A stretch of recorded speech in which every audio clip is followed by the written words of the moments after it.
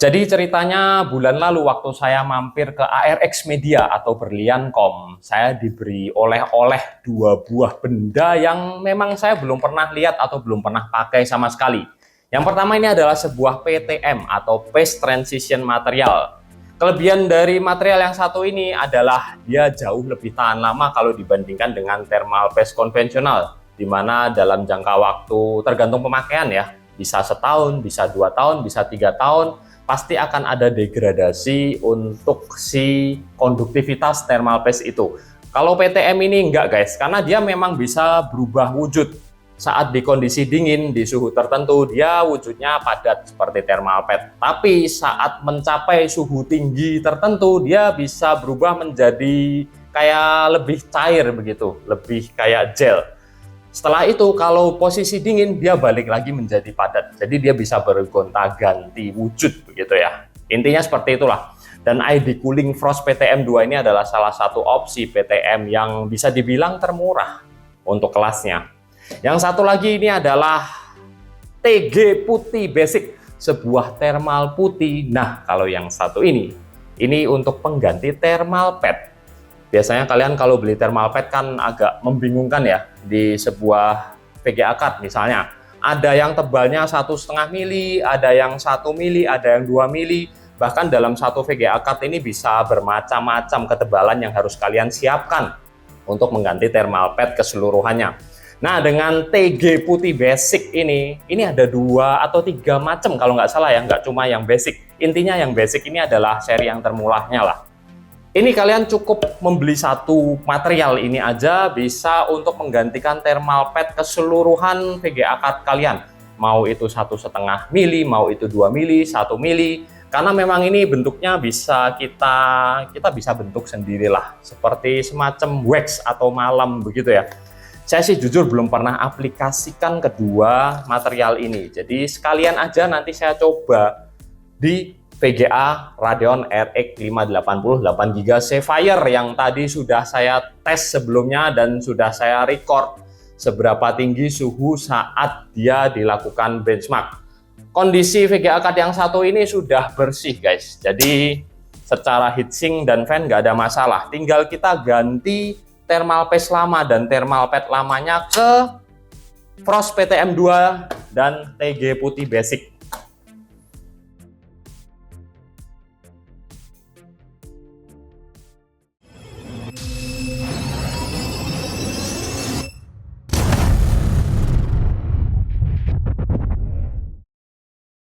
Pertama-tama tentu saja kita harus bongkar VGA card-nya ya, dan ini kalian bisa lihat kondisinya benar-benar sudah saya bersihkan baik fan maupun heatsinknya. Jadi tinggal mengganti thermal paste dan thermal pad-nya.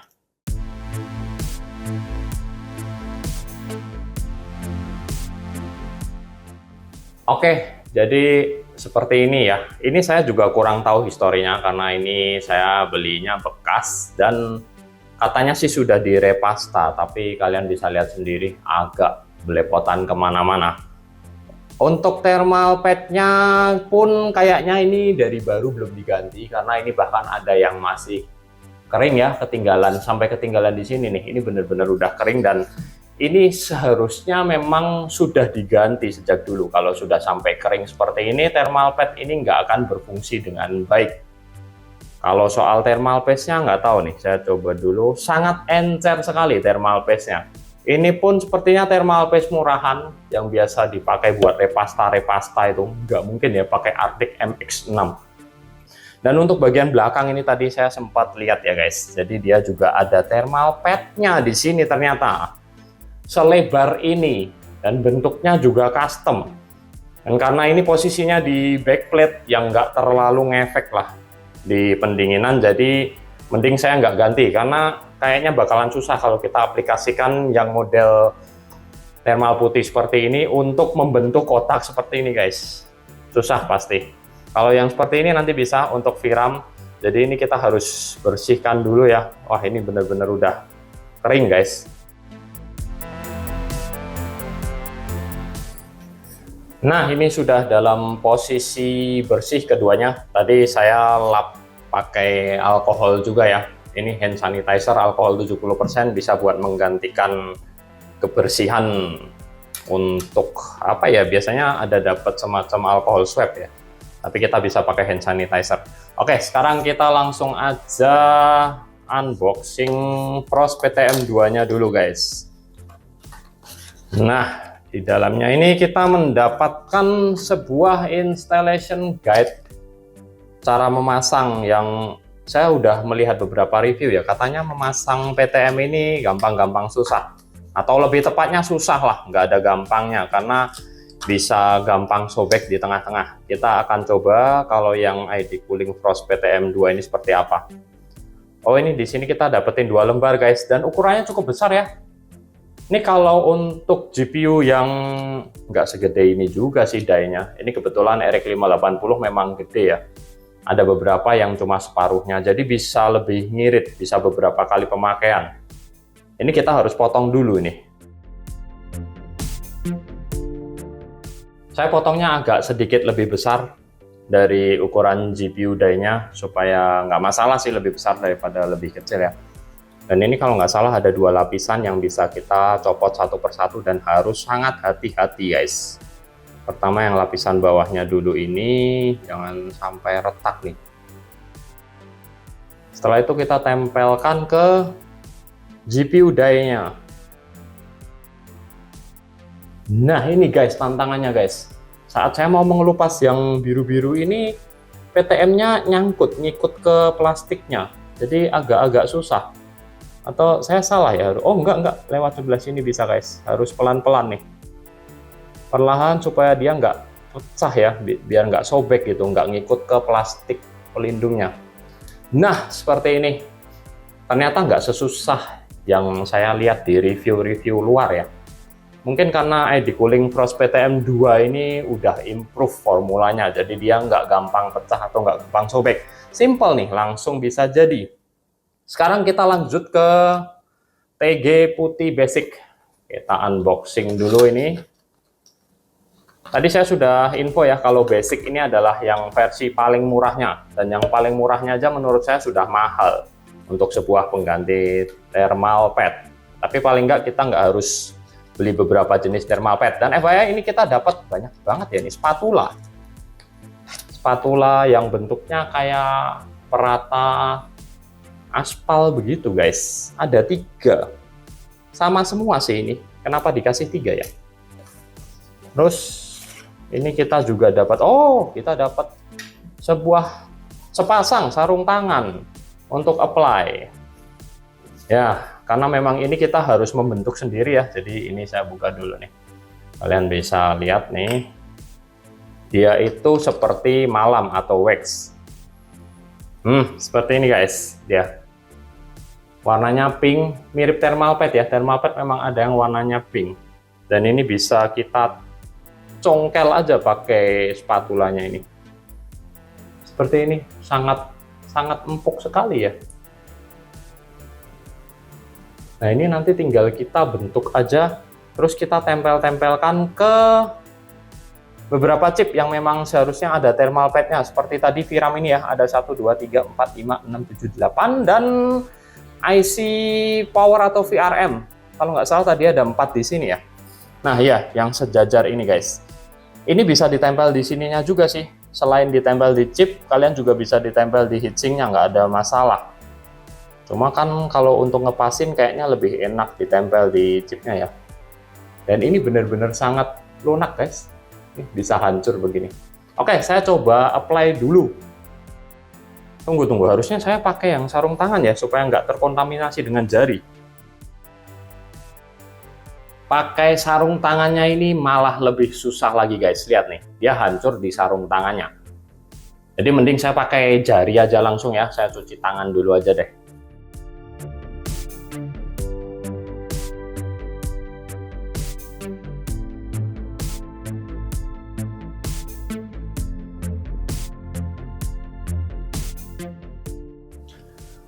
Nah, sudah jadi seperti ini. Jadi saya mix pakai spatulanya ini dan juga jari untuk yang kecil-kecil.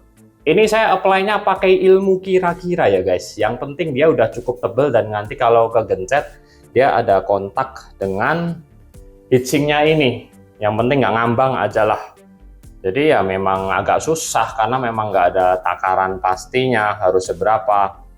Nih untuk yang chip VRM dan ini untuk chip VRAM.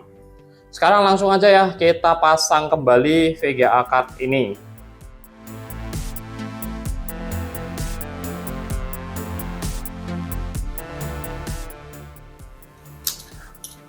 Oke, sudah selesai dan ini kalau kita terawang sedikit ya.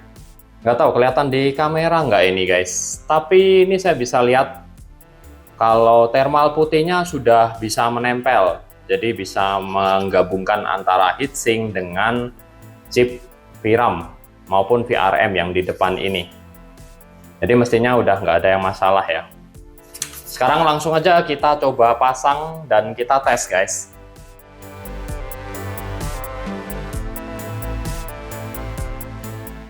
Nah, saat pertama kali running dan menjalankan Unigine Heaven Benchmark, ini sudah langsung terlihat bedanya dengan hasil tes sebelum aplikasi ID Cooling Frost PTM2 dan TG Putih Basic tadi. Dan supaya lebih jelas, saya akan melakukan testing lebih detail lagi dengan screen recording head to head. Yang kiri sebelum atau before, yang kanan sesudah atau after. Pertama-tama di GPU-Z ini bisa kita lihat dengan settingan serba default, mulai dari clock sampai fan yang 0 RPM saat idle. Suhu idle antara before dan afternya terlihat sangat jauh. Dan di pengetesan ini supaya lebih fair, saya membuat fan speed si Sapphire RX 580 ini dari auto menjadi fix di 75% speed.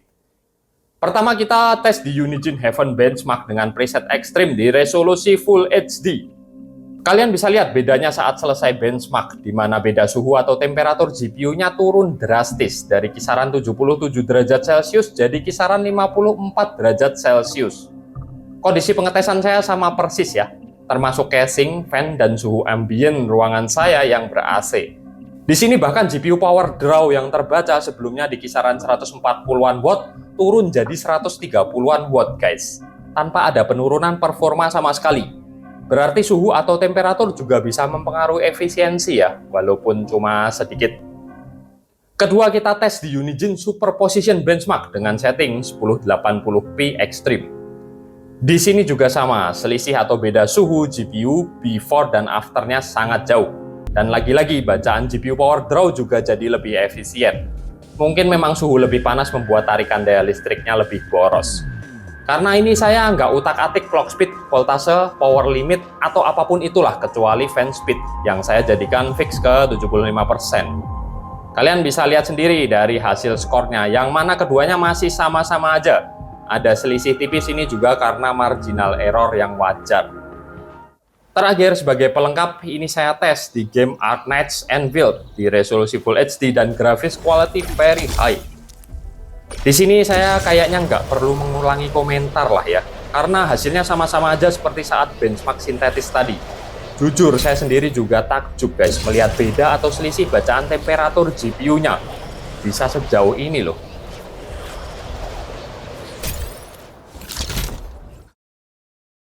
Kedua material ini memang masih relatif baru ya, dan harganya juga masih relatif tinggi. Menurut saya masih overpriced. Tapi ternyata performa yang dihasilkan juga memang bagus guys. Aplikasinya pun nggak susah lah ya, masih oke. Dan saya sih nggak tahu ya, thermal paste apa yang dipakai oleh pengguna RX 580 yang terdahulu. Bisa jadi memang itu thermal paste murahan, karena tadi saya sudah pegang ya dari bentuk atau likuiditasnya kerasa seperti thermal paste murahan. Tapi walaupun begitu performanya beda jauh dengan ID Cooling Frost PTM2. Yang mana padahal PTM ini menurut infonya dia harus mengalami beberapa kali cycle berubah bentuk. Dari liquid menjadi padat lagi, liquid menjadi padat, istilahnya harus dirayen lah. Harus kita pakai beberapa kali baru performanya bisa mencapai titik maksimalnya.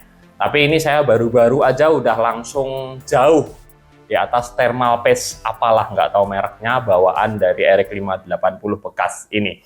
Sedangkan untuk thermal grizzly putih basic ini saya kurang tahu ya. Tapi sih secara aplikasi nggak sesusah yang dibayangkan dan simple, kita nggak perlu banyak pakai thermal pad yang pakai berbagai ukuran. cukup satu ini aja, kalian bisa ganti untuk beberapa GPU dan ini lebih tahan lama juga guys. Oke, jadi mungkin gitu aja ya review kedua benda ini. Saya Hendy pamit dulu dan makasih udah nonton.